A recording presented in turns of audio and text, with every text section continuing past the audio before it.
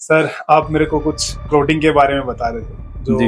रोहतक के अंदर लेके आए हैं आप। तो दीनदयाल जन आवास योजना के एक प्रोजेक्ट आपने मेरे को बताया, तो उसके बारे में मैं मुझसे आपसे जानना चाह रहा था। कैसा प्रोजेक्ट है, कैसी इंडस्ट्रीज है और क्या लोकेशन है? तो जेंट्री की जहां तक बात करें, स्टेट हाईवे मैंने बताया कलानौर के काफी नजदीक पड़ता है और रोहतक से करीब 12-13 किलोमीटर क्योंकि पड़ता है। अगर गुड़गांव आजकल का इन्वेस्टर एक ऐसा इन्वेस्टर है जिसको ये पता है कि डेवलपिंग स्टेज में आप कहीं पे पैसा डालोगे तो वो सोना बनेगा। और अगर जैसे प्लॉट ले लिया आदमी ने, वहाँ पे रह रही सराउंडिंग एंट्री जो आएगी, उसके लिए इनकम ऑफ सोर्स सोर्स क्या रहेगा जो इनकम के लिए रहेगा, जो आप अपनी जीवन यापन कर सके कोई क्या? अच्छा, ये देखिए, चीजें तो सारी ठीक है, ओके है, लेकिन ये मेरी पॉकेट फ्रेंडली भी है क्या? नहीं, मैं कितना इन्वेस्टमेंट इसमें स्टार्ट कर सकता हूँ और कितने तक जा सकता है?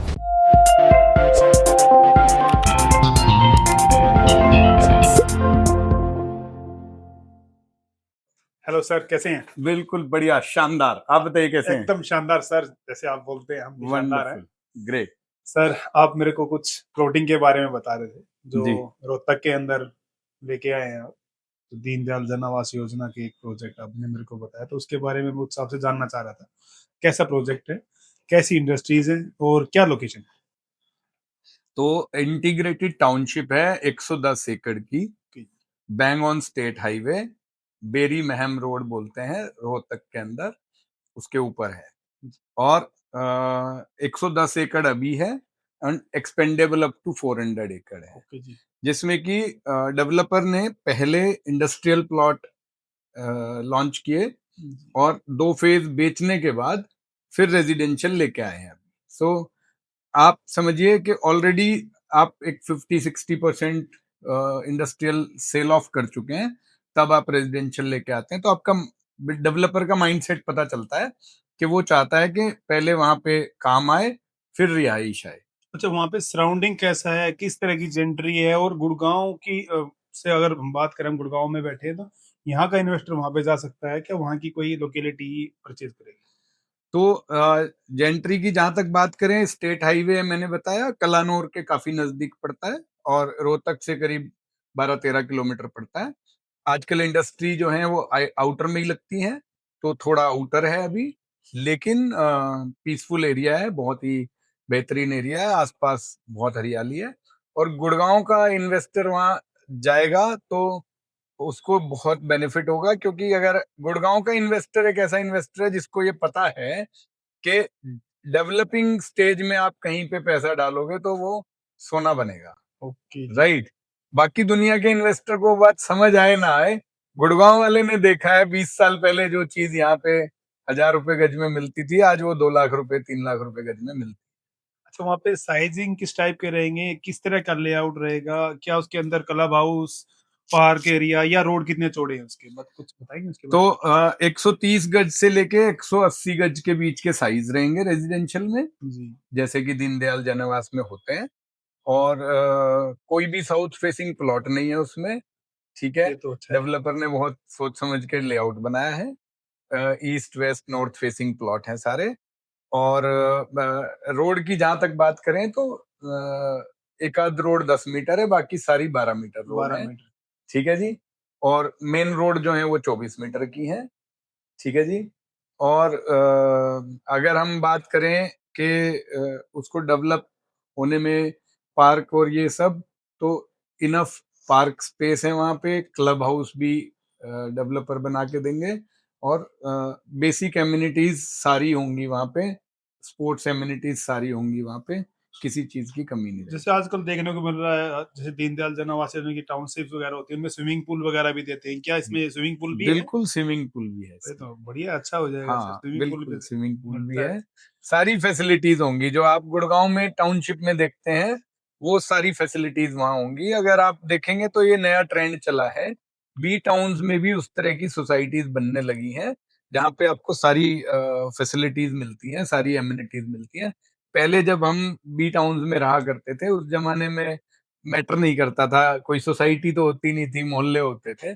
आजकल हर आदमी को अपने बच्चों के लिए एक अच्छा रिहाइश चाहिए, तो बिल्कुल वैसा ही बना के। इसके आसपास स्कूल, हॉस्पिटल, इसके सराउंडिंग में क्या-क्या पड़ते हैं? और क्या इसकी बाउंड्री गेटेड बाउंड्री रहेगी या ओपन ही है जैसे आप बता रहे हैं? सो गेटेड बाउंड्री रहेगी। School with in the society भी एक स्कूल की लैंड नॉमिनेटेड है, एक डिस्पेंसरी की भी लैंड नॉमिनेटेड है। आसपास जैसे मैंने बताया कलानौर, कहानौर, आवल, ये बिल्कुल बगल में है। रोहतक पीजीआई ज्यादा दूर नहीं है। लोग 200-200, 300-300 किलोमीटर से दूर से लेके आते हैं पीजीआई में, तो हॉस्पिटल की भी कोई असुविधा नहीं है। और आसपास के जितने भी स्कूल्स हैं, अच्छे स्कूल, उनसे पिक एंड ड्रॉप यहाँ पे अवेलेबल अवेलेबल रहेगा। रहेगा जी। जी, जी, बहुत बढ़िया।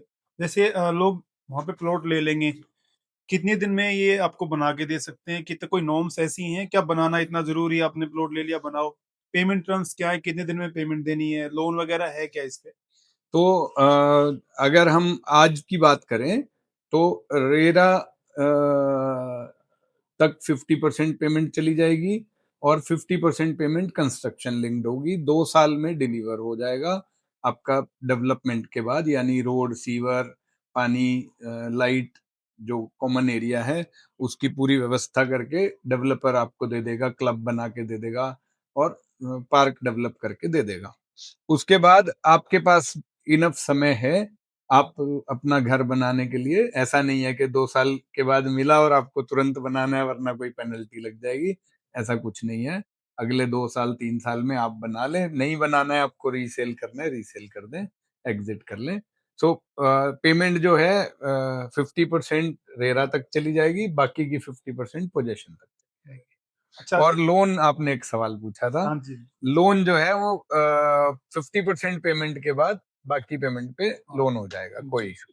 और अगर जैसे प्लॉट ले लिया आदमी ने, वहाँ पे रह रहे सराउंडिंग जेंट्री जो आएगी, उसके लिए इनकम ऑफ सोर्स मतलब सोर्स क्या रहेगा जो इनकम के लिए रहेगा, जो वहाँ पे अपनी जीवन यापन कर सके कोई भी आदमी? देखिए, जैसा कि मैंने बताया, करीब 75 से 80 एकड़ इंडस्ट्रियल लैंड डेवलपमेंट किया जा रहा है। तो वो इंडस्ट्रीज लगेंगी वहां पे और सब तरह की इंडस्ट्रीज वहां पे अप्रूव्ड हैं।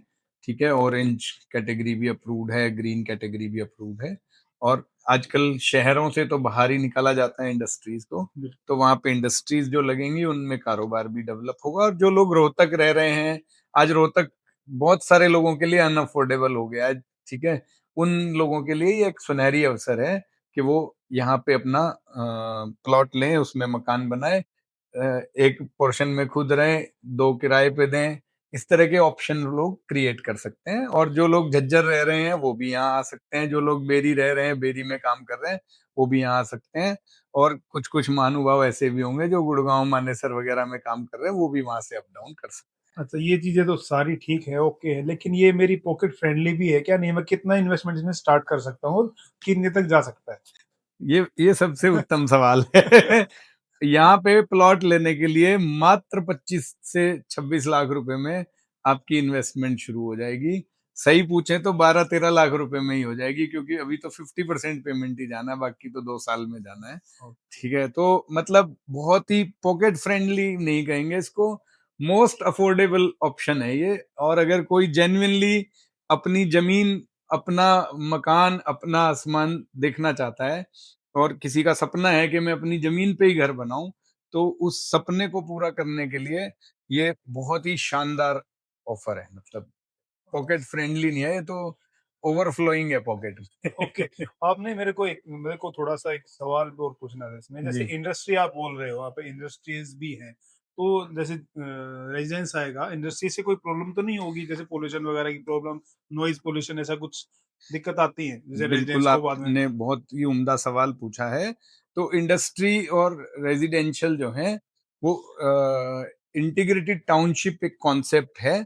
बट जहां भी ये टाउनशिप बन रही है वहां पे इंडस्ट्री की एंट्री एग्जिट, उनकी बाउंड्री, वो बिल्कुल एक सेपरेट पोर्शन रहता है और रेजिडेंशियल एक सेपरेट पोर्शन रहता है। वैसे भी अगर आप देखेंगे तो सब जगहों पे कुछ ना कुछ इंडस्ट्री चल रही है, रेजिडेंशियल के आसपास ही होती हैं जो भी इंडस्ट्रीज होती हैं। तो सब लोगों को उस चीज को एक्सेप्ट करने में कोई दिक्कत नहीं होती है। ओके। एक सवाल और है इसमें, जैसे आपने ले लिया वहां पे, ये चीज हो गई, गुड़गांव का कोई इन्वेस्टर या आसपास का है, इंडस्ट्री भी लगा रहा है या रेजिडेंस भी ले रहा है, तो उसके लिए कौन से हाईवे जो कनेक्टेड हैं जिससे हम कनेक्ट करते हैं ऑल ओवर इंडिया से? तो केएमपी जो है वो कनेक्ट हो जाएगा इससे। इससे आपका जो रेवाड़ी झज्जर वाला रोड है वो भी कनेक्ट हो जाएगा। मैमबेरी रोड भी कनेक्ट हो जाएगा इससे। और आपको 152 जो अच्छा जी, हाईवे है जो चंडीगढ़ जो जाता है। चंडीगढ़ जा रहा है वो भी इससे कनेक्ट हो जाएगा। ओके जी, मतलब लोकेशन हर तरीके से ओके है। हाँ, लोकेशन अगर इंडस्ट्री के पॉइंट ऑफ व्यू से देखें तो भी बढ़िया है, रेजिडेंशियल के पॉइंट ऑफ व्यू से देखें तो भी बढ़िया है, इन्वेस्टमेंट के पॉइंट ऑफ व्यू से देखें तो बहुत ही हर बेहतरीन चीज़ है। मतलब हाँ, 100% एंड करेक्ट। यूजर से लेके इन्वेस्टर तक सबके लिए फ्रेंडली है। ओके जी, धन्यवाद, आपने बहुत बढ़िया जानकारी दी। जल्दी से हम आपने ये नहीं पूछा ये डेवलप कौन कर रहा है। डेवलप तो देखो, आपने डेवलपमेंट के बारे में बताई, इतनी बड़ी हाँ, इंटीग्रेटेड डेवलपमेंट आपने में कोई डेवलपर का नाम नहीं अच्छा पूछा, ये अच्छा सवाल ही आप बिल्डर कोई पूछते लेके हैं। आया होगा, तो उसके बिल्कुल। बारे में भी बता ही दीजिए। बहुत ही बेहतरीन बिल्डर हैं फोर्ट एशिया के नाम से। इन्होंने रोहतक में 5 प्रोजेक्ट ऑलरेडी डेवलप करके डिलीवर करे हैं। तो टाइमली डिलीवरी के कमिटमेंट के साथ काम करते हैं। जितने भी प्रोजेक्ट डिलीवर करे हैं मैं आपको भी और अपने सारे दर्शकों को और आपके सारे दर्शकों को ओपन चैलेंज करता हूं, आप चेक कर लीजिए। कोई भी प्रोजेक्ट जो भी फोर्ट एशिया के नाम से डेवलप किया गया है रोहतक में, बहादुरगढ़ में, जो डिलीवर हो चुका है उन सब में फर्स्ट क्लास एप्रिसिएशन आई, क्योंकि बिल्डर जो है वो बहुत ही एक अच्छी सोच के साथ, उम्दा विचार के साथ, अच्छी नियत के साथ काम कर रहे हैं। और उनका एक ही विचार है कि जो लोग उनसे जुड़े as investor, as end user या एज चैनल पार्टनर या एज एम्प्लॉई, वो उनके साथ लाइफ टाइम जुड़े। ठीक है, तो बिल्डर हैं फोर्टेशिया और उनका बहुत बढ़िया नाम है रोहतक बहादुरगढ़ हरियाणा में। आने वाले टाइम में रेवाड़ी में भी एक प्रोजेक्ट वो लेके आएंगे, यमुनानगर में भी एक प्रोजेक्ट उनका कंप्लीट होगा। मतलब तो मल्टीपल प्रोजेक्ट हाँ, लेके आ रहे बढ़िया हैं। काम कर रहे हैं, मतलब बढ़िया डेवलपर है। आपने सही कहा था, बढ़िया ही होंगे, इतने बढ़िया काम कर रहे हैं तो। तो आपने बहुत बढ़िया जानकारी दी अरविंद जी, आपका बहुत बहुत धन्यवाद।